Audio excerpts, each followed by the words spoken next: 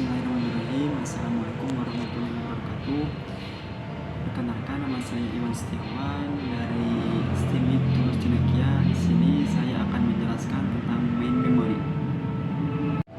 Memori salah satu bagian dari komputer, tempat program-program dan data-data disimpan. Istilah store atau storage digunakan untuk memori. Meskipun kata storage sering digunakan untuk menunjukkan ke penyimpanan disket, tempat informasi dibaca dan ditulis. Secara umum, memori digolongkan ke dalam 3 bagian. Yang pertama register, yang kedua internal atau main memory, yang ketiga external memory. Ini adalah pengertian memori internal dan eksternal. Pengertian memori internal adalah memori yang dapat diakses langsung oleh prosesor. Register yang terdapat di dalam prosesor. Change memory dan memori utama berada di luar prosesor. Memori eksternal adalah memori yang diakses prosesor melalui piranti input atau output. Di sini terdapat 2 operasi sel memori. Yang pertama, elemen dasar memori. Yang kedua, sel memori memiliki sifat-sifat tertentu. Terminal fungsi sel memori. Nah, ini ada operasi sel memori. Yang ke-1, sel memori mempunyai 3 terminal fungsi yang mampu membawa sinyal listrik. Yang kedua, terminal select berfungsi memiliki operasi tulis atau baca. Yang ketiga, untuk penulisan, terminal lainnya menyediakan sinyal listrik yang men-set keadaan sel bernilai 1 atau 0. Terus yang ketiga, untuk operasi pembacaan, terminal ini digunakan sebagai keluaran. Yang selanjutnya adalah satuan penyimpanan data. Data disimpan dalam bentuk bit-bit bilangan biner. 1 bit sama dengan 1 digit biner. Satu bagian penampung data di memori disebut word. 1 word berapa bit tergantung masing-masing memori. Nah, ini adalah gambar dari satuan penyimpanan data. Oke, selanjutnya ada karakteristik sistem memori. Nah, ini adalah tabel dari karakteristik sistem memori. Yang pertama ada lokasi memori. Di dalam lokasi memori terdiri dari register, berada di dalam chip prosesor, diakses langsung oleh prosesor dan menjalankan operasinya.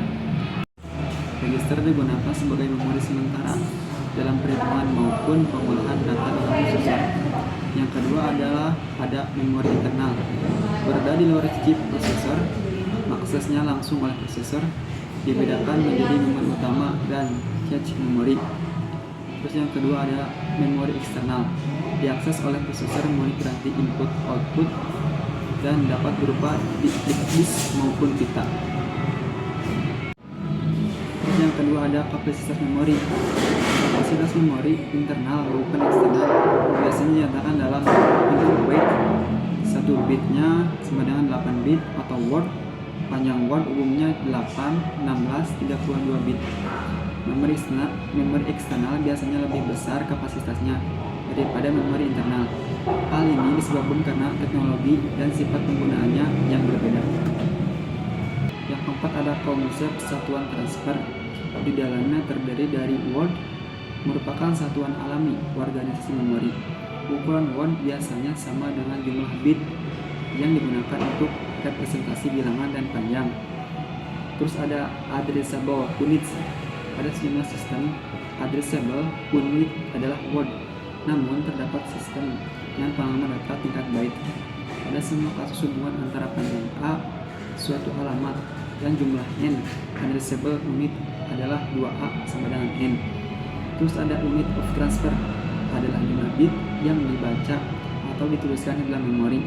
Pada suatu saat, memori eksternal transfer data biasanya lebih dari suatu word yang disebut dengan blok.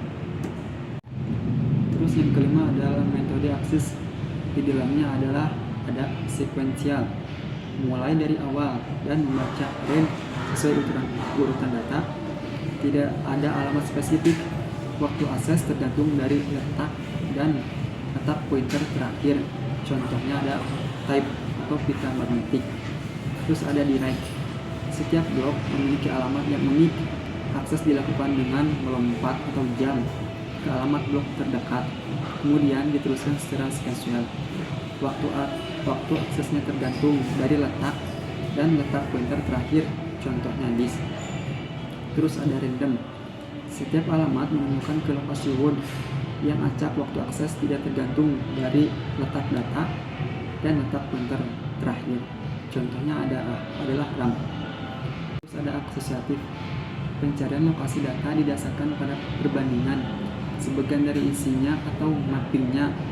Located by a position which contains of a percent of the store. Waktu akses tidak tergantung dari letak data dan letak pointer terakhir. Contohnya adalah cache. Di sini memori terbuat dari yang pertama semikonduktor, contohnya adalah RAM dan cache.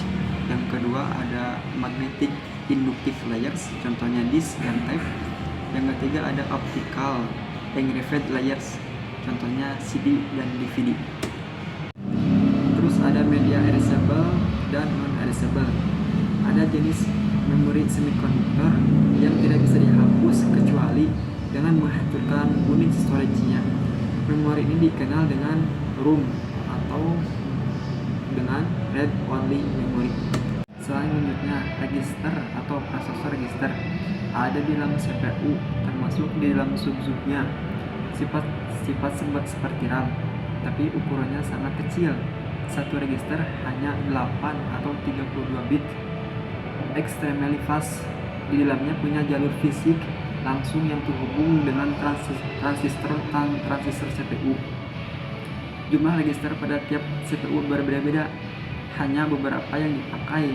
Pembelajaran mikroprosesor terdiri dari register AC, PC, IR, MAR, MBR. Sekian penjelasan tentang main memori dari saya. Mohon maaf bila ada kesalahan kata. Wassalamualaikum warahmatullahi wabarakatuh.